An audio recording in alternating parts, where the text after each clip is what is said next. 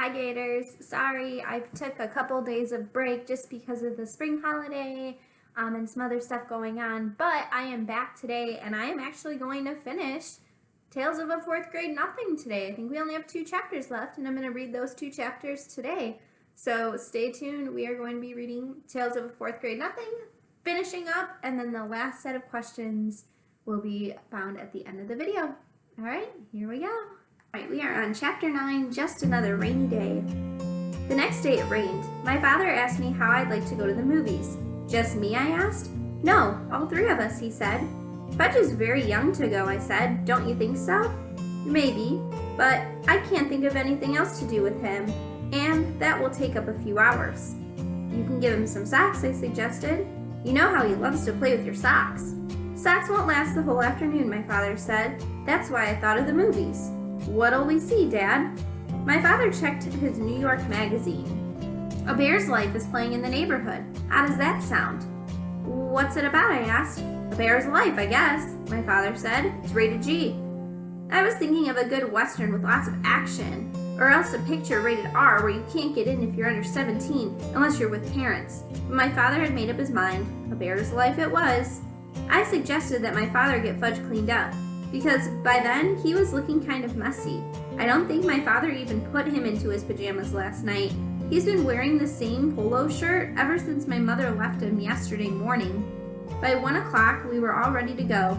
All 3 of us wore our raincoats and rubber boots, and my father took out his big black umbrella. One thing about New York, it's hard to get a cab when it's raining. But the movie theater wasn't very far. My father said the walk will do us good. There were a lot of puddles. It was really pouring. I like to walk in the rain, especially if it isn't too cold. It feels nice when it's wet in your face. I jumped over the puddles. My father avoided them too, but not Fudge. He jumped right into every one and splashed around like a little duck. By the time we got to the movie theater, the bottom of his pants were soaked. My father took him into the men's room. He stuffed a bunch of paper towels up each pant leg so Fudge wouldn't have to sit around wet. At first, Fudge complained, but then my father brought him a big box of popcorn and he forgot all about his stuffed pants. Right after we got settled into our seats, a big boy sat right down in front of Fudge, and he had to change seats with my father. Now, he was on the aisle, I was in the middle, and my father was on the other side. When the lights dimmed, Fudge said, "Ooh, dark." I told him, "Be quiet, you can't talk in the movies." "Okay, Pita," he said. That's when he started throwing his popcorn. At first I didn't notice, but I wondered why the people in the front of us were turning around every second. Then I heard Fudge whisper, "Pow, pow, pow," and I saw him throw a handful of popcorn. I poked my father. "He's throwing his popcorn," I whispered.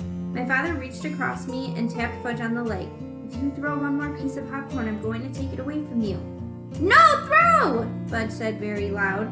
"Shh," the people in front of us said. "Shh," Fudge said back to them. "You see," I told my father, "he's too young for the movies. He doesn't understand." But from the moment the first bear came on the screen, Fudge sat still and watched. And after a while, I forgot all about him and concentrated on the movie. It was much better than I thought it would be. It showed all these bear cubs and how they live. I'm not sure when I realized Fudge was gone. I guess it was when I turned to ask him if he had any popcorn left. I had already finished mine and was still hungry. I was really surprised to see he wasn't there. I mean, one minute he was sitting next to me and the next minute he was gone. Hey Dad," I whispered to my father. "He's gone." "What?" my father asked. "Fudge, he isn't in his seat." My father looked over. "Where did he go?" "I don't know. I just noticed he was gone." "Let me out, Peter. I'll find him." "Should I come too?" I asked. "No, you can sit here and watch the rest of the picture. He's probably wandering around by the candy counter." I stood up and let my father out. I wondered what my mother would think if she knew Fudge was lost at the movies. A few minutes later, the picture stopped right in the middle of a scene. The soundtrack trailed off like a broken record. All the lights came on, the audience let out a groan, and some kids called, "Boo! Boo!" Then my father and 2 ushers and a man in a suit came over to me. "He was sitting right here," my father told them, pointing to the empty seat on the aisle. "Well," the man said in the suit, "we've checked the restrooms and the office. He's not behind the candy counter, and I'll have to search the theater." He cupped his hands around his mouth and shouted, Ladies and gentlemen, may I have your attention, please? We'll continue with our film in one moment, but first we have to find a 3-year-old boy answering to the name of Fudge. Some people laughed when the man said his name, as Fudge does sound funny when you're not used to it. I thought, maybe he's been kidnapped. Would my mother be mad? What, that crazy kid? You can't take him to the movies, I thought.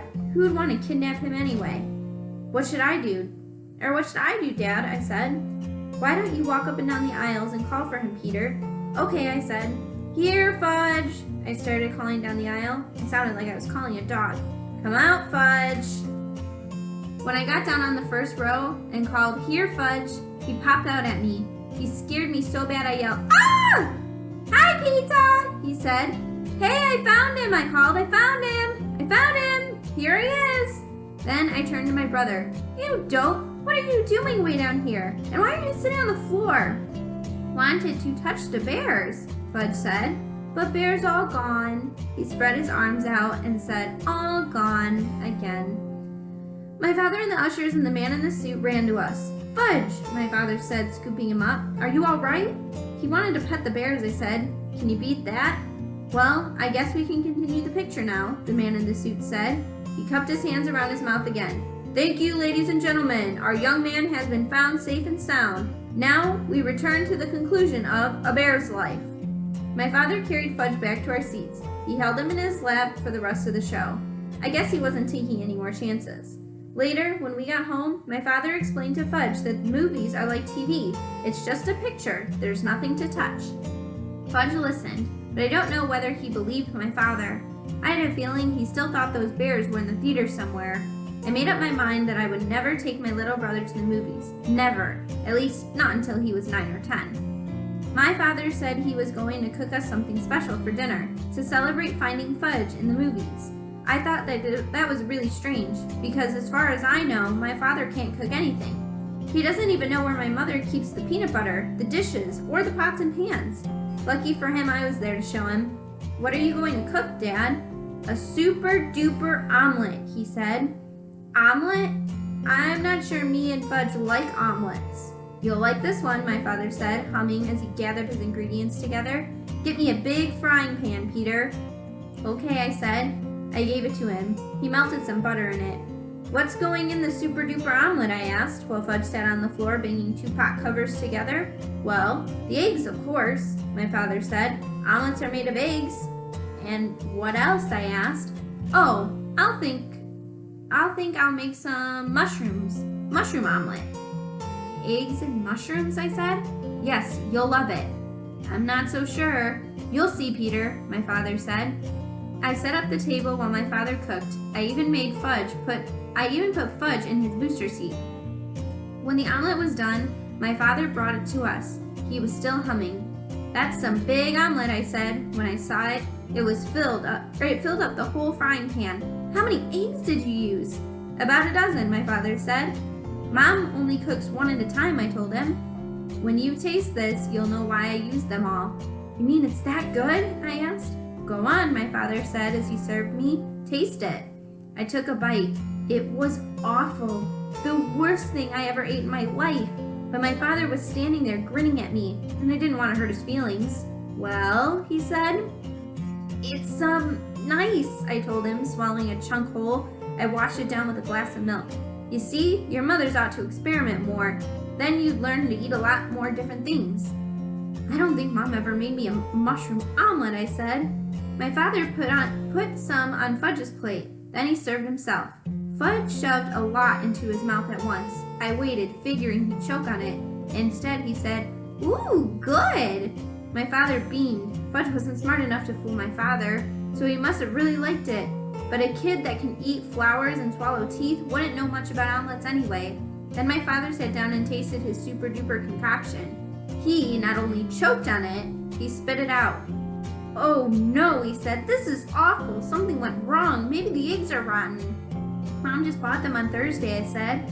Maybe it's the mushrooms then? My father said. Maybe it's how you cooked it, I suggested. My father jumped up from the table and threw the mushroom omelet into the garbage. Fudge started to cry. Want more, more! No, my father told him. That wasn't any good. Fudge screamed, "Eat it or wear it! Eat it or wear it!" He flung his spoon across the room. It hit my mother's favorite plant. The dirt spilled all over the kitchen floor. "Now you stop that," my father yelled at Fudge.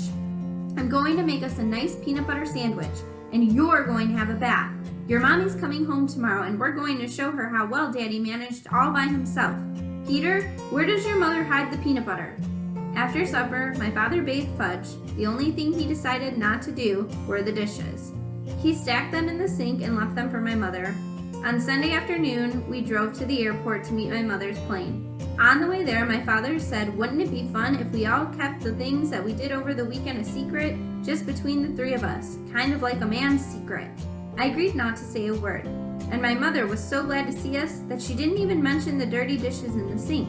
6 weeks later, we were watching TV one night when the new Toddle Bike commercial came on. "That's me," Fudge said. My mother looked up from the book she was reading. "He does look like you, Fudge, but that's not really you." "Oh yes," Fudge said, "that's me. See?" My mother squinted and looked harder.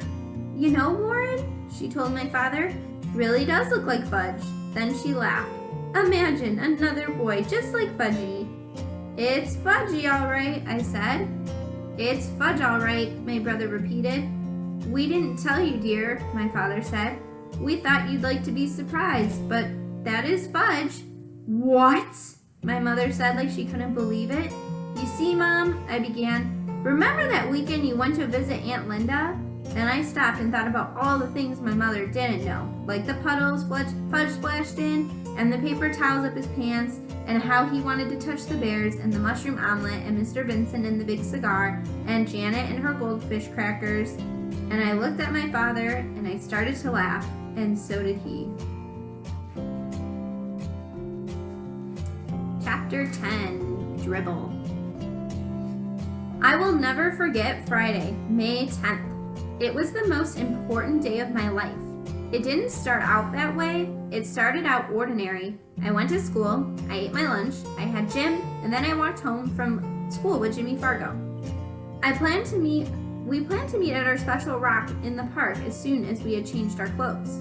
In the elevator, I told Henry I was glad summer was coming. Henry said he was too. When I got out at my floor, I walked down the hall and opened the door to my apartment. I took off my jacket and hung it in the closet. I put my books on the hall table next to my mother's purse. We went straight to my room to change my clothes and check Dribble. The first thing I noticed was my chain latch. It was unhooked. My bedroom door was open, and there was a chair smack in the middle of my doorway. I nearly tumbled over it. I ran to my dresser to check Dribble. He wasn't there. His bowl with the rocks and the water were there, but Dribble was gone. I got really scared. I thought maybe he died while I was at school and I didn't know about it. So I rushed into the kitchen and hollered, "Mom, where's Dribble?" My mom was baking something. My brother sat on the kitchen floor banging pots and pans together. "Be quiet," I yelled at Fudge. "I can't hear anything with all that noise."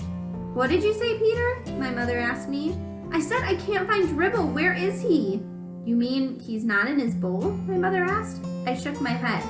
"Oh dear," my mother said. "I hope he's not crawling around somewhere. You know I don't like the way he smells. I'm going to have to look in all the bedrooms. You check in here, Peter." My mother hurried off. I looked at my brother. He was smiling. "Fudge, do you know where Dribble is?" I asked calmly. Fudge kept smiling. "Did you take him?" "Did you, Fudge?" I asked, not so calmly. Fudge giggled and covered his mouth with his hands. I yelled, "Where is he? What did you do with my turtle?" No answer from Fudge. He banged his pots and pans together. I yanked the pots out of his hand. I tried to speak softly. "Now tell me where Dribble is. Just tell me where my turtle is, and I won't be mad at you if you tell me. Come on, Fudge, please." Fudge looked up at me. "In tummy," he said. "What do you mean, in tummy?" I asked, narrowing my eyes. "Dribble in tummy," he repeated. "What tummy?" I shouted at my brother. "This one," Fudge said, rubbing his stomach. "Dribble in this tummy, right here." I decided to go along with his game. "Okay, and how did he get there, Fudge?" I asked. Fudge stood up. He jumped up and down and sang out, "I ate him, I ate him, ate him, ate him." Then he ran out of the room. My mother came back into the kitchen. "Well, I just can't find him anywhere," she said. "I looked in all the dresser drawers and the bathroom cabinets and the shower and the tub and..." "Mom," I said, shaking my head, "how could you?" "How could I what, Peter?" Mom asked. "How could you let him do it?" "Let him do what, Peter?" Mom asked. "Let Fudge eat dribble!" I screamed. My mother started to mix everything she was baking together. "Don't be silly," she said. "Dribble is a turtle." "He ate dribble," I insisted. "Peter Warren Hatchard, stop saying that," Mom hollered. "Well, ask him. Go ahead and ask him," I told her. Fudge was standing in the kitchen doorway with a big grin on his face. My mother picked him up and patted his head. "Fudgy," she told him, "tell Mommy where Brother's turtle is." "In tummy," Fudge said. "What tummy?" Mom asked. "Mine!" Fudge laughed. My mother put Fudge on the kitchen counter where he couldn't get away from her. "Oh, you're fooling Mommy, right?" "No fool," Fudge said. My mom turned very pale. "You really ate your brother's turtle?" A big smile from Fudge. "You mean you put him in your mouth and chewed him up like this?" She made believe she was chewing. "No," Fudge said. A smile of relief crossed my mother's face. "Of course you didn't. It's just a joke." She put Fudge down on the floor and gave me a look. Fudge babbled, "No chew, no chew, gulp, gulp, all gone turtle, down Fudgy's tummy." Me and my mom stared at Fudge. "You didn't," my mom said. "Did so," said Fudge. "No," Mom shouted. "Yes," Fudge shouted back. "Yes?" Mom asked very weakly, holding onto the chair with both hands. "Yes," Fudge beamed. My mother moaned and picked up my brother. "Oh no, my angel, my precious little baby, oh no!"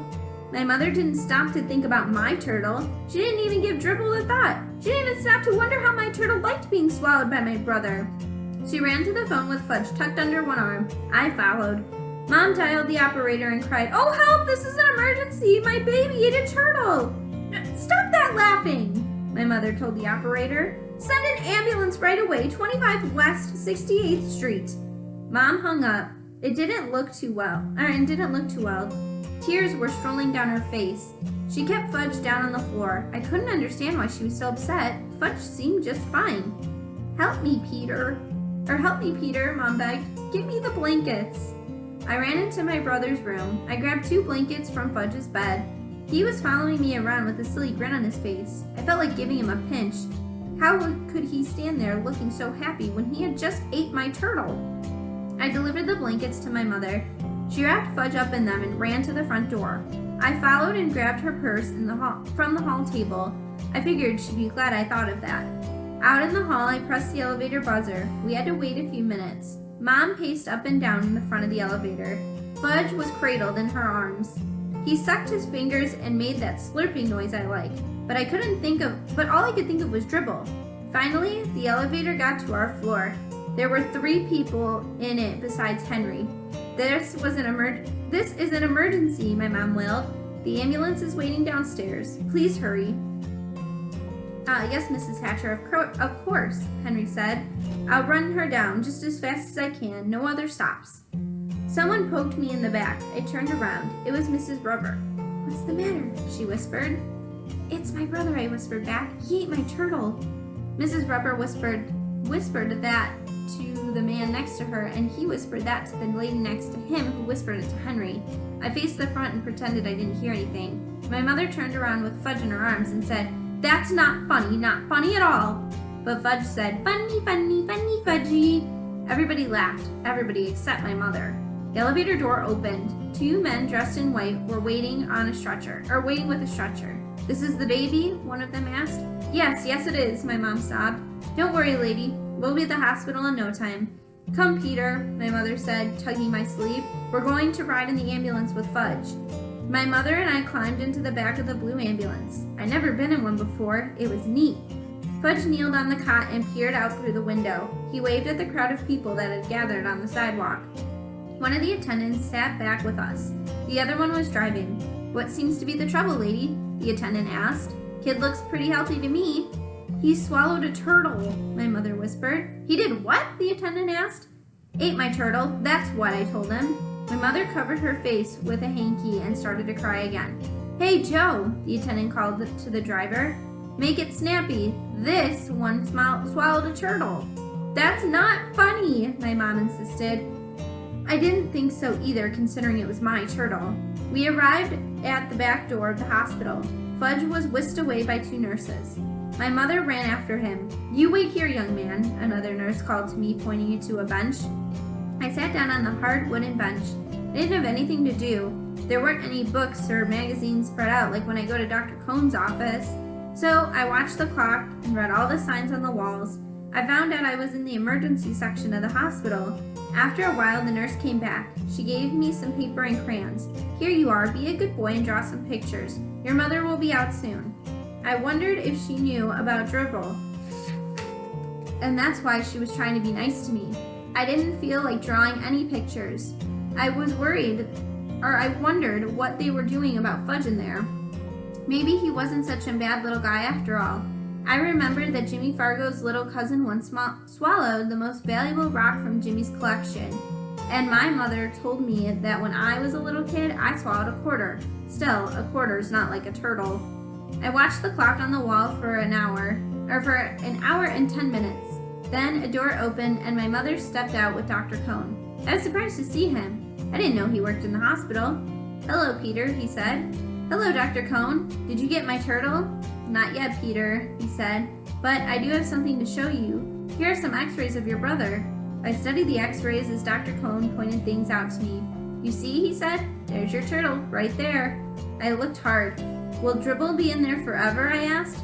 "No, definitely not. We'll get him out. We gave Fudge some medicine already. That should do the trick nicely." "What kind of medicine?" I asked. "What trick?" "Castor oil, Peter," my mother said. Fudge took castor oil and milk of magnesium, and prune juice too. Lots of that. All those things will help to get Dribble out of Fudgy's tummy. We just have to wait, Dr. Cohn said, probably up until tomorrow or the day after. Fudge will have to spend the night here, but I don't think he's going to be swallowing anything that he's not supposed to anymore. "How about Dribble?" I asked. "Will Dribble be all right?" My mother and Dr. Cohn looked at each other. I knew the answer before he shook his head and said, "I think you may have to get a new turtle, Peter." "I don't want a new turtle," I said. Tears came rolling down my face. I was embarrassed, so I wiped them away with the back of my hand. Then my nose started to run and I had to sniff. "I want Dribble," I said. "That's the only turtle I want." My mother took me home in a taxi. She told me my father was on his way to the hospital to be with Fudge. When we got home, she made me lamb chops for dinner. But I wasn't very hungry. My father came home late that night. I was still up. My father looked gloomy. He whispered to my mother, "Not yet, nothing yet." The next day was Saturday. No school. I spent the whole day in the hospital waiting room. There were plenty of people around, and magazines and books too. It wasn't like the hard bench in the emergency hallway. It was more like a living room. I told everybody that my brother ate my turtle. They looked at me kind of funny, but nobody ever said they were sorry to hear about my turtle. Never, not once. My mother joined me for supper in the hospital coffee shop. I ordered a hamburger, but I left most of it, because right in the middle of my supper, my mother told me that if the medicine didn't work soon, Fudge might have to have an operation to get Dribble out of him. My mother didn't need anything. That night, my grandmother came to stay with me. My mother and father stayed at the hospital with Fudge. Things were pretty dreary at home. Every hour the phone rang. It was my mother calling from the hospital with a report. "Not yet, I see," Grandma repeated. "Nothing happening yet." I was miserable. I was lonely. Grandma didn't even notice. I even missed Fudge banging the pots and pans together. In the middle of the night, the phone rang again. It woke me up and I crept out into the hallway to hear what was going on. Grandma shouted, "Whoopee! It's out! Good news at last!" She hung up and turned to me. "The medicine has finally worked, Peter. All that castor oil and milk of magnesium and prune juice finally worked. The turtle is out." "Alive or dead?" I asked. Peter Warren Hatchard, what kind of question is that? Grandma shouted. So my brother no longer had a turtle inside of him, and I no longer had a turtle. I didn't like Fudge as much as I thought I did before the phone rang. The next morning, Fudge came home from the hospital. My father carried him into the apartment. My mother's arms were loaded with presents, all for Fudge. My mother put the presents down and kissed him. She said, Fudgy can have anything he wants, anything at all. Mommy's so happy her baby is all better. It was disgusting. Presents and kisses and attention for Fudge. I couldn't even look at him. He was having fun. He probably wasn't even sorry he ate my turtle. That night, my father came home with the biggest box of all. It wasn't wrapped up or anything, but I knew it was another present. I turned away from my father. Peter, he said, this box is a surprise for you. Well, I don't want another turtle, I said. I don't think you can make me feel better with another turtle because you can't. Who said anything about a turtle, son? My dad asked. You see, Peter, your mother and I think you've been a good sport about this whole situation. After all, Dribble was your pet. I looked up. Could I be hearing him right? Did they really remember about me and Dribble? I put my head inside the box and felt something warm and soft and furry. I knew it was a dog, and I pretended to be surprised when he jumped up on my lap and licked me. Fudgy cried, Ooh, doggy! See, doggy! He ran right over and grabbed the dog's tail. Fudge, my father said, taking him away. This is your brother's dog. Maybe someday you'll have a dog of your own, but this one belongs to Peter. Do you understand? Fudge nodded. Peter's dog. That's right, my father said. Peter's dog. Then he turned to me. And just to be sure, son, he said, we got a dog that's going to grow up quite big, much too big for your brother to swallow. We all laughed. My dog was neat. I named him Turtle to remind him.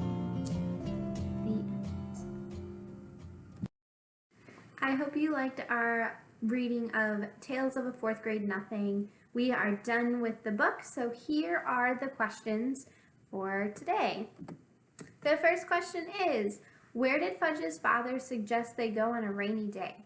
How did Peter feel about that? Use text evidence to support your answer. Number 2, why did Fudge leave his seat at the movies? Number 3, what happened to Peter's turtle in chapter 10? Number 4, at the end of chapter 10, Peter's dad comes in with a big box for Peter. What was in the box and why was it given to Peter? And the last one is for you to write a review about Tales of a Fourth Grade Nothing. Think about all the chapters we read, maybe go back and re-listen, and then write a review. Tell me your feelings, how did you like the book, and would you recommend it to a friend? I hope you enjoyed the Read Aloud Tale of a Fourth Grade Nothing. I really enjoyed reading it to you. I'm going to try to see if I can get any other books, but until then, I will see you soon. Bye.